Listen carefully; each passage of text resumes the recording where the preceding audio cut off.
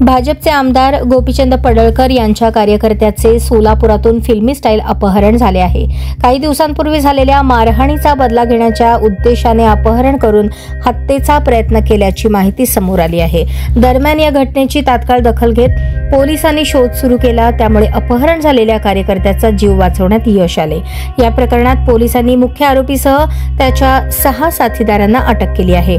शरणू हांडे असे अपहरण झालेल्या कार्यकर्त्याचे नाव आहे। त्याच्यावर सध्या रुग्णालयात उपचार सुरू आहेत। जुन्या वादातून हा प्रकार घडल्याचे सांगण्यात येत आहे। दरम्यान या प्रकरणातील मुख्य संशयित आरोपी अमित सुरवसे याने 2021 मध्ये पडळकर यांच्या वाहनावर दगडफेक केली होती। याचा बदला म्हणून काही दिवसांपूर्वी शरणू याने अमितला मारहाण केली होती अशी प्राथमिक माहिती हाती आली आहे।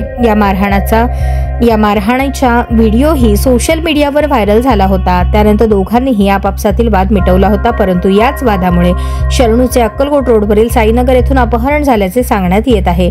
घटनेचा पोलिसांनी तपास सुरू केला आहे। शरणू याचे अपहरण नेमके कोणत्या कारणामुळे झाले, त्यामागे जुन्या वादाची काही पार्श्वभूमी आहे का याची माहिती पोलीस तपासातून समोर येईल, परंतु या घटनेने सोलापूर जिल्ह्यात मात्र खळबळ उडाली आहे।